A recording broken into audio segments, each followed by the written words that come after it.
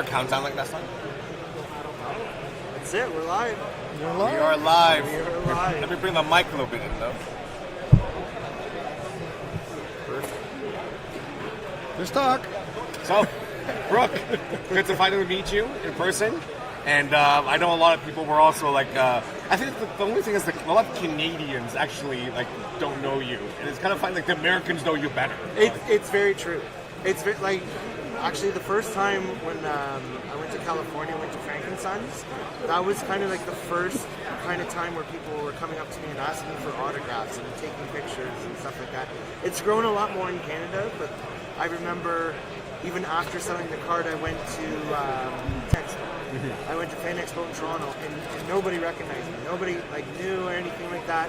And then not even 2 months later, going to California, Frank and Sons, it was like a whole completely different world. Awesome. And without further introduction, as we have talked about, this is Brooke Trafton, and once again, he was the man who pulled the one-of-one, the One Ring card from Magic, and we just want to kind of like get to know him better because I find that the media coverage obviously is always get caught up with the card itself, how much it's sold for, and the Post Malone buying and everything. But we want to get to know you. So kind of like, what is your journey with Magic? Like, do you play competitively? Are you a collector yourself? Do you play other TCGs? I started Magic way back. Like I was probably 12 years old, probably 1996. Played for years until I went to university. I kind of fell back out of it, and about 3-4 years ago I got back into Magic, probably like in Zendikar Rising era. Okay. And it just, it started just, building little decks, playing with friends, and then I got into going out and actually doing draft tournaments. As for formats, I love draft, getting random cards and opening packs, and building a deck out of that.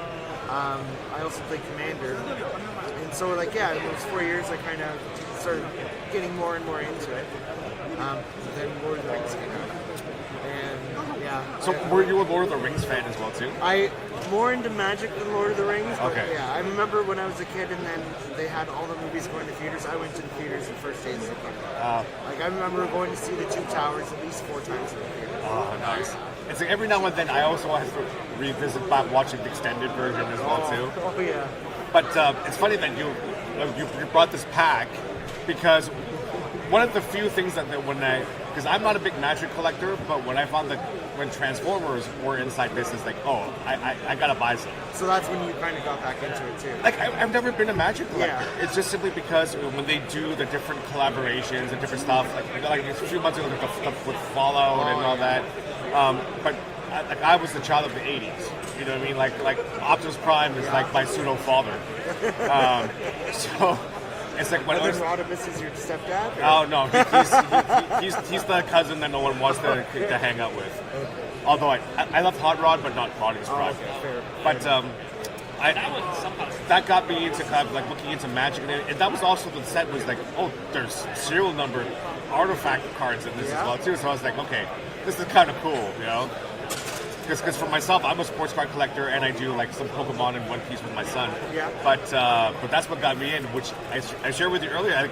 I had to look at Secret Layers, like, oh, they have these cool floral Optimus Prime and Megatron. It's like, and I have those are 2 main like MTG PC cards I have. Yeah. Oh man, it's wild. Same for a lot of people, like. The Lord of the Rings was a big one. For me, right after Lord of the Rings was Doctor Who, and like to me that was a bit more of an exciting thing. Right. Like you said, Fallout. Fallout's crazy. Like even I think Fallout right now is more expensive for the packs than it is to buy Lord of the Rings. Well, ever since especially after you pulled that card, they kind of the chances of going higher was slim. Oh, 100%. I remember like those boxes went up to like $800 up. I remember because. During that time, like before you pulled it, we had a show out in Mississauga as well too, and literally people was like, "Yeah, we're on the hunt for this." And it was the hottest product at our show because everyone's like, just like, do you do sports as well too? I don't do sports. I do have a bit of a collection. My uncle used to own a card store back in like the 90s, and then when it closed down, he kept all the cards. And he passed away about a year ago. Oh. So as we were cleaning out the house, like me and my cousin went through, we kept a whole bunch of stuff. I have a storage locker with a whole bunch of stuff still in cases. Yeah. So you know how so Bedard has a one-of-one bounty, right? For $1 million. So it's kind of very that day at the show was very reminiscent because of all the bounties that were being offered for the One Ring, right? Oh, yeah. And we heard so much different numbers, and then we heard, oh, Post Malone was offering this, and then someone else was offering, some European guy from Spain or something was offering more, and there was like all this back and forth. Like, wow, this is like, because it never, like, overall in terms of TCG in general, it never like get that kind of attention. No. You know. And when it first started, like when they first announced it, like the bounties were small. Like it started off at like $1,000, and then it went up to $5, and then I remember following it and seeing it increase. And you know, by the time it got to $100,000, I was like, no way, and then it just kept going. And you know, the crazy story about that, when I first found it, I actually reached out to David Adams, who had the bounty. Right. And, you know, our first meeting, you know, I explained, you know, I'm just a retail worker, you know, I'm just a normal person, you know, living paycheck to paycheck. And they're like, well, listen, like, we know there's other bounties out there. If you can find something bigger to change your life, by all means, go for it. Yeah. If not, we're still going to be here. And I'm like, that's insane. Like, those guys are amazing. Absolutely amazing. Very supportive. Oh, 100%. Very nice guys. Cool. So let's talk about it. So walk us through that journey from the moment you woke up, because you were saying that you're going to pre-order some products and like, you know, let's grab a few more boxes. So walk us through what happened that day. For 100% clarity, I was supposed to work that day. I may have called it sick. May have. So I didn't go to work that day, and I'm like, you know what? Pre-releases today. I have, you know, boxes that I can go pick up. I had just got paid again, and I was like, you know what? Maybe I'll pick up some more. So I decided, out of the two places that I ordered pre-releases, face-to-face was more of a chance that they would have extra on sale, because they were sold out. Yeah, because they're known for Magic. Exactly. So I went there. I got there before it opened. I was the first one in line. There's a lineup of people to get out there, and luckily, I went right to the counter. I picked up my pre-order. I said, you know, do you have any more boxes left? And they had just opened up a case. They had 8 boxes left, and I bought 2. And you know, I rushed home. I wasn't even thinking about pulling the One Ring or even like any serialized card in it. I was just excited. It was, you know, it's Lord of the Rings. So right. It was exciting. So I go home. I open the first box. I didn't get it. There's no serialized cards. There's a couple okay cards. You know, I took a break, went back to it. It was in I would say the 19th pack I opened. And so that's like 2/3 in the way of us, I guess, everything? It was in the second box. Okay. It wasn't even I hadn't even opened the third box. Right, okay. And honestly, it was in such a weird spot. So like when you open cards, they're normally the rares at the back. Right. It was the 4th card in. Oh. They replaced a common with that card. So I've already been rifling through a bunch of packs. I almost missed it. Like I went through, I had to go back. I'm like, that card was different, and sure enough, it's that. It's a big one-on-one. It's gold. It. As soon as I saw it, like I knew. You know, I've collected Magic cards. I've seen all kinds of crazy artworks and foil treatment. This was a special card. Like they had raised ink. Ink was foil. It was different. Like I can't even describe it. It was beautiful. You're the only one that can describe it, by the way. Realistically, yeah. Because now it's in plastic, so you get, you know, it's hindered a little. Even bit. Post Malone can't describe it. You know, unless he breaks it open. But oh God. imagine that. So, yeah. As soon as I saw it, you know, I put all the cards down. I ran and grabbed the sleeve, put it in the sleeve, and then I'm like, okay, like I have to put this away, but I need to take a video first. So. Right. If you've seen the video of me with the shaky hands, that was literally seconds after pulling. So seconds. You described your shaking. So what was really like the initial reaction? Kind of like was it kind of like oh my God, or kind of like instantly, like in my head, I pictured the David Adams website with that number. I knew it was $1 million, at least $1 million in my hand, and I had so much adrenaline. I felt like my heart was racing. I'm like, I'm gonna faint. I'm gonna pass out. I literally went on my balcony for like 10 minutes to cool off because I was like, if I faint and pass out because I'm like home alone, no one's gonna see me. What if what if I don't wake up? At least I'll go on the balcony and someone can call 911. That's and I'll right. have the card. That's so right. Like, it's all good.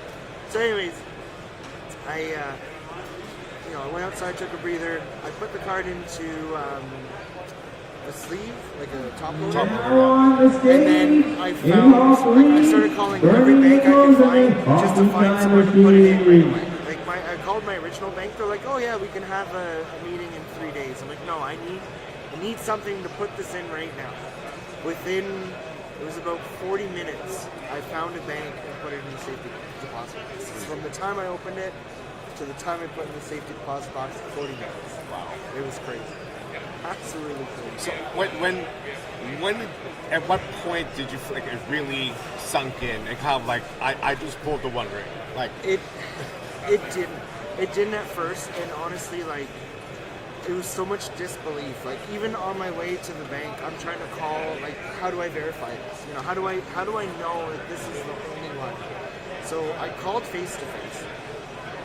As soon as he answered, I said, hey, yeah, I pulled the one ring, and he hung up on me. yeah, it's like you're liar.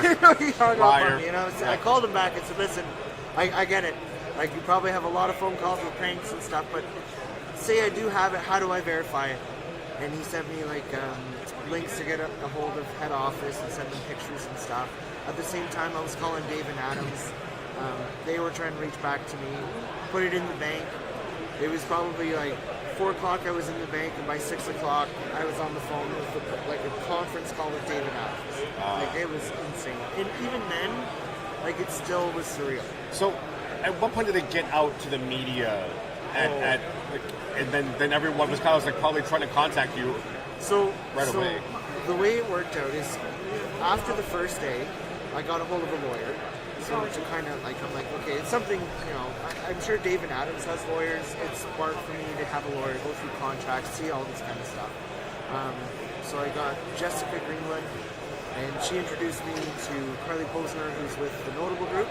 And she kind of took control over trying to find whoever can, like, the sale of it and, like, keeping me anonymous. Right. So at the same time, like, I wasn't even going to say, like, at first I didn't want to make myself public. Yeah. And, through going with Carly, anytime, like, a news media outlet needed something, they went through her, and then I gave them the information, and then it was like a relay. Right. It wasn't until we sent it to PSA, and then it got graded when they announced that it was found, and then everyone started trying to figure it out. So then that's when we announced, okay, like, it was found in Toronto. If you want any questions, this is the person to contact, and it was through Carly. And even still, like, my close friends, like, I only told a couple people, and, like, at work I was very quiet about it. And even some people at work were kind of like putting two and two together. And, like, I'd have random people, they're like, oh, did you win like $1 million in a card game? And I'm like, what are you talking about? Perhaps. Yeah. The best was, I did one interview, and it was like, how old are you? Where do you work? I'm like, oh, retail. I work in retail. I'm a cashier / forklift driver. I'm 36 years old. And, that went out. I think it was some local news station in Toronto. And then, my HR pulled me into the office like a week or two later, and they're like, so what is this about a 36-year-old retail forklift driver, blah, blah, blah. And I had just turned 37. Right. So I was like, I'm 37. I don't know who you're talking about. But then a week later, that's when Post Malone thing happened, and like everything was posted in the media, and it was me. So did Post Malone like did he find out himself, or did someone let him know? It's like it's found now. Like, it was like, so when I met with Carly and we had a discussion of like, what do you see, what do you want to happen? And the first thing that came out of my mouth was like, I want to sell this to Post Malone.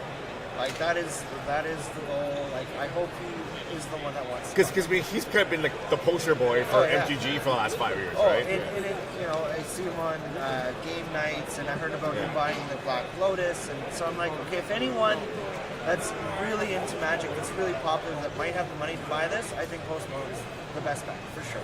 And the amount of like love he has for the game, the amount of like support he gives for like influencers and stuff like that. So I'm like, he's the perfect person. So then, in that meeting, they're like, well, realistically, we got to think about your life and your goals and stuff like that. So months go by, no word about Post Malone. We had lined up a sale to someone else, and we would spend weeks, finalizing contracts, going back and forth with it. I was supposed to get a final copy on a Friday, and then go over it. And it just so happens Post Malone was playing a concert in Toronto, and it was on a Thursday. Oh man, the timing. So, I literally had to work that day. I go punch in like 3 o'clock. Carly calls me 5 minutes into my shift. She's like, what are you doing? I'm like, I'm at work. She's like, you need to leave. You need to do whatever you can, get out of work. I'm like, what's up? She's like, Post Malone's in Toronto. We're going to go meet him. Bring the card. I'm like, no way. So I told my boss, I got to go. I went and picked up the card. I go meet Carly and some other people beforehand, and they're like, okay, like, we are literally going to go in, we're going to take some pictures, meet Post Malone, and then we're going to go. Like, it wasn't about selling the card, it was like, we have a chance for you to meet Post Malone. And I'm like, that is amazing. I was so excited. Yeah. So, we finally sneak in, well, not sneak, we finally get into the back. Like, it was kind of weird, because security's like, what do you have? And I have this case with a card in it. And, they finally figure it out, go in the back, we meet him, and he's looking at the car, he's so excited, and he asks the question, how much are you selling it for? So we told him, like, right now the current bid's $2 million. And then he goes, what's your commander? Carly looks at me, because she doesn't really think what that means. like, what's that? What commander? And Carly, I look at him, I'm like, I snuck it in with me if you want to see it. He's like, yeah, for sure. So I hand him my commander, he's going through it. I say, I'll take it. And I'm like, what are you talking about? Like, the cards? Like, he's like, no, I'll buy the card off here. And it was like my outer body experience for like 1 second, you know what I mean? I was just like, what just happened? He's all pumped. He's like, yeah, let's go. He's trying to pump me up. It's like, and I couldn't even muscle anything out of my way. I'm like, yes. But like it was surreal, absolutely surreal. So was it actually transacted that evening? Wow. So he was quick. So we met him. We talked about like he sold the card and stuff, and we hung out for a bit. Like he literally came up and was like, offering us a toast with beer and stuff. And I look at Carly, I'm like, I'm having a beer with Post Malone. This is crazy. She's like, you just sold a card for $2 million. Why are you excited about this part? I'm like, this is the craziest thing. So he ends up going on stage to go to the concert. And while, like, I'm excited, I'm like, we get to watch the concert too. But we had to stay backstage and write the contracts. So we're doing the paperwork and stuff for this, and I'm just like, I can hear it. Let's go. I'm surprised the concert, he didn't do the Logan Paul, put it around the chain around his neck while he's through the concert. Imagine that, eh? Like, it's crazy. But he does, like, I know, like, I've met other people since after the sale of the card. He brings it around, like, he shows it off, and like, lets other people take pictures with it. I'm so happy that it ended up with him, because, like, that card has life still. You know what I mean? Like, if it was anyone else, like, not even anyone else, let's say it was just a collector, it's probably in a safety deposit box and it'll stay there forever. Whereas for him, like, I know there was Talia Voss in Texas. She's an influencer for MTG. And I met her in Vegas. They had a game and he needed to make a treasure token. He's like, oh, I got the perfect thing, and he pulls out the One Ring. They're like, that's your token? Yeah. So then they're all taking pictures and stuff, but it's insane. And the amount of people I met that are like, oh, I got to see the ring, that's exactly what I want to do. Oh, man. So I assume before it's transacted, you took enough pictures as memento of it. Yes and no, because, like, honestly, like, it was such a weird time because I wanted to keep it secret. Like, I didn't want to keep going. Like, if I kept going to the same bank, like, someone's going to be like, oh, that's kind of weird. Yeah, It's going to the safety deposit box. And for a secret like that, like as much as you want to tell someone and you go up to someone and you say like, hey, can you keep a secret? You can't be mad at them for telling a secret because you already told the secret to them. That's true. You know what I mean? That's so true. it's like I had to take it on myself to be as quiet as possible about everything. So like even me going to that spot, like to look at the card and take pictures, I'm like I had to do it once and that's it. You know? So I have some. yeah. Well, sugar around the good. Did the CRA take a big chunk? No, surprisingly, like I went through. It's a long process. We're not finished yet, but you know, I was lucky that with all this wealth and opportunity that I was able to get proper tax lawyers to help me out go through that route. Because I'm sure if I just went to H&R Block, it'd be a lot different. That's true. They probably was like, we're not sure what to do with this. Oh yeah, but no, I luckily like again, Jessica, Carly, like they've all been so helpful and steered me in the right directions. Like Jessica helped me find my financial guy, Mark from RBC, helped me invest it and do other things with it. And then through them, helped me find a tax lawyer and then helped me find another person to do my taxes. So it's just been, like, I can't describe how helpful people have been. Like, there's so many spots in this journey where it's like, things could have gone wrong or gone crazily. And someone's just like, you know what, like, I'm going to help out this person. And it's insane. Like, for example, Brad from the PSA is here at the convention. When we sent the card off, I didn't have my passport, so I had to hire someone, like a security company, to take it from him, to go to California by himself and bring it back. Which to me was like, oh my god, like what if anything happened? I had to sign a contract saying like, if anything happens, he's not liable. It's too bad. Yeah. So, you know, I remember giving it to him on, it was like a Tuesday, and then the Wednesday he was flying out in the morning, and I got a text saying, you know, someone from the PSA is here with him. And I'm like, oh, amazing. It ended up being Brad. And even the part with Brad and the PSA taking it in, he was telling me they were getting phone calls like 10 or 11 a day. Oh, I have the card, I have the card, I have the card. He told me the story. He was at home with his wife and his children, and he had the video, you know, and with me with the card, and I was shaking. And I think it was his daughters, like, Dad, like, that guy, like, really thinks it's the card. Like, you can tell by the way, like, he's moving everything. To him, he believes it's true. So, you know, with that, they took the chance, took it to California, and here we are. We got the 9, and yeah, authenticated. That was the hardest part. I think people that were upset for you was like, why was this not a 10? They should at least give it a 10 for a card like this. I get it, but I mean, like, you know, when you go down into it and see like the specs and stuff like that, you can understand it. But honestly, like a 9, like it's still sold for $2 million. I know, so it makes no difference. It's a 1 of 1, yeah. but it's still, even with that grading, when you look at that card, especially raw, that is the most beautiful card you'll ever see in Magic. Like if I was, I would have trolled like Nat Turner to like, come on, man, like. Oh, I know, but it is, you know, like, and again, at that point, I was still anonymous. So like, even when it was coming back, and they landed at Pearson, Brad from the security guide messaged me. He's like, Brad is still following me around. I think he wants to see and know who you are. And I'm like, still like anonymous at the time. I'm like, okay, meet me in the washroom. And we literally did it like a movie where we had like, I went into the washroom, checked all the stalls, and you know, I was there by myself. I washed my hand for a minute until he showed up. And he checked the stall. He's like, okay, quick. And then he did the handoff. I had to take a picture with me holding it. Wow. And then, you know, I ran out. And it was like the middle of summer. I'm in a sweater, like aviators, a hat. Like I was trying to be incognito. It's like an espionage film now. It was crazy. And like at the airport. And like people are probably like, what if I get stopped? Like what is this? Like it's a card. But yeah, like it's insane. So kind of I guess after sale now. So kind of like what happened kind of after that was like back to normal life, of course a little bit richer. Yeah. But because like it's been like what, like a year and a half now, right? It's almost a year. It's almost a year? Okay. You're in June. So how has your life It's changed, or does it really change you as a person, or just back to buy more packs? You know, like it's kind of the same and kind of different. So, Okay. so one thing is, you know, with the way that I set up my investments and stuff like that, essentially, I'm going to live off the same income. Work the same way, eventually retire so that I'm not going to go crazy, start buying cars and houses and be flexing and stuff. Because $2 million is a lot of money, but it can go quick, especially in today's market. Absolutely. Yeah. So, with that route going, trying to keep it normal in that sense.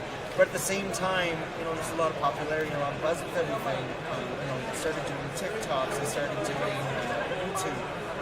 TikTok is at brooktrafton.com or at brooktrafton. YouTube is the One Ring Guy. So then we got invited. We did MagicCon in Vegas. We got invited to that. While doing that, Cassius Marsh from California, from Cash Cards Unlimited, he invited us out to go hang out with him. So yeah, life's kind of normal in one sense, but on the other side, I have these people that do these events and do all these things. And, now when I open cards, I film most of it because what if I pull something else crazy, right? So life's still kind of the same, but also a new venture in another sense too. It's almost like Hannah Montana. Like I have a normal life from like this, and then sometimes it turns into the Miley Cyrus. There you go. What I mean? So you're talking about like getting into like streaming and everything. It's kind of like full circle of where you're connecting now, and now you're a content creator and now as well. So you want to share with the kind of viewers that come what you're doing now and how can people check you out and all that? Right now I have my TikTok channel. Right now we're doing a series. It's Cereal for Dinner. So the One Ring is the only serialized card I've ever found, and I kind of want to change that. And I figured, for me, it's more fun to pull and have that chase, right? As opposed to, now that I have the money, I can just go buy it. Buy anything we want. It's not the same feeling. For me, I still love opening packs. I still love, that feeling like you're chasing the card. The anticipation, like when you get your Megatron and like opening it from that, and you're like, well, man, that's wild. I know you bought it. I'll be best from Secret Lair, but so. On the TikTok channel, we do a lot of stuff like that.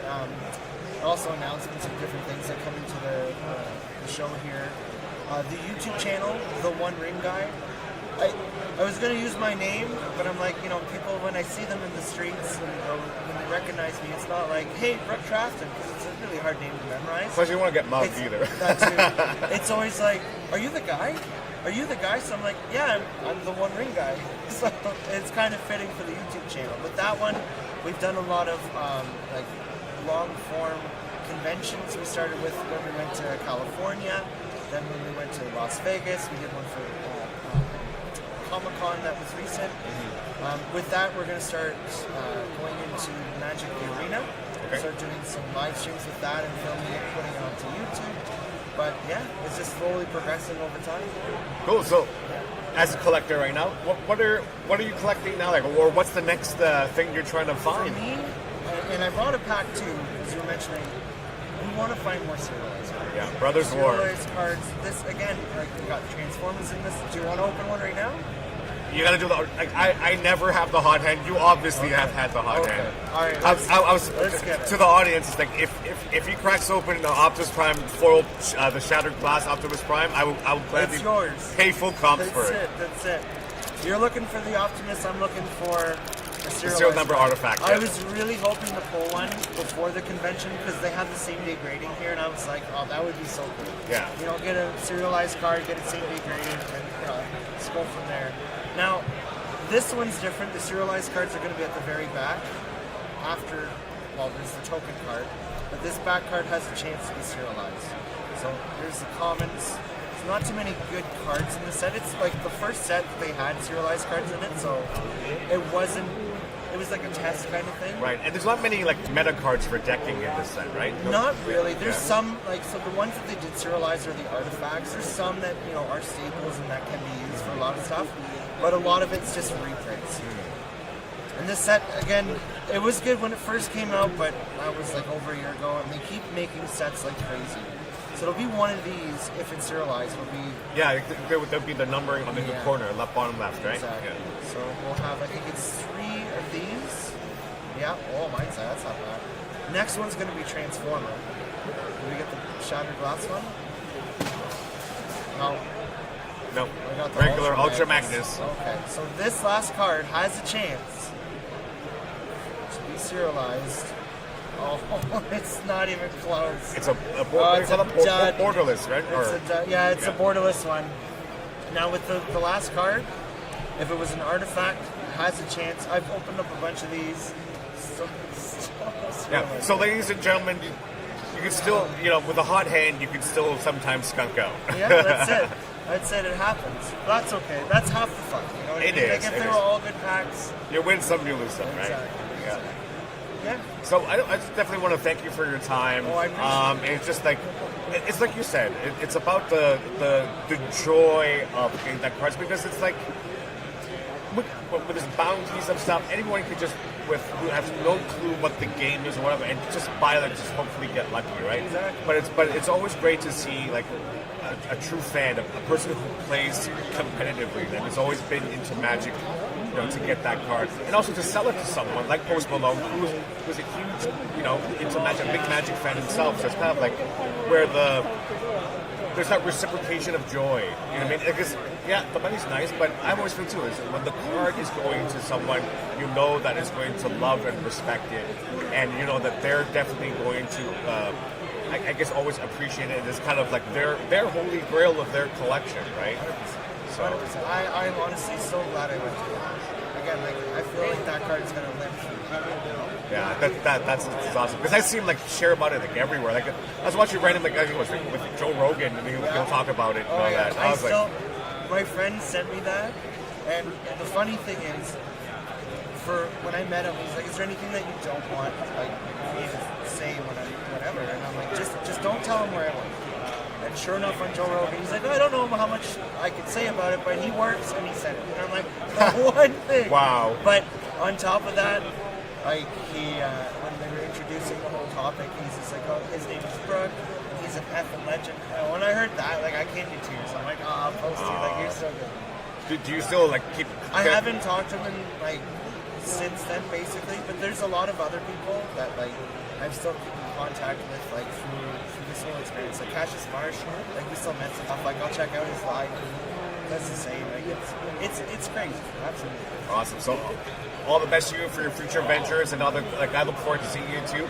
Once again, for me not being a Magic player or my fan, but just the whole story. But now getting to know you more on a personal level about just as a TCG guy myself. It's once again it's about the love of the hobby, the love of the cards, and how kids are getting into it. Because how sports guys they've priced themselves out of having kids getting involved anymore, and TCG is where it's at in terms of going back to the love of the cards, the joy, the feeling of opening that pack. So we thank you so much for joining us. Thank you so much for having me. All right, it's a pleasure. So remember, follow Brooke on all the socials, especially with this, the new stream that's going to happen. That's it. All right, take care. Have a good night. We'll be back tomorrow with Eli's going to be back with more interviews with you tomorrow. Have a good night. Awesome.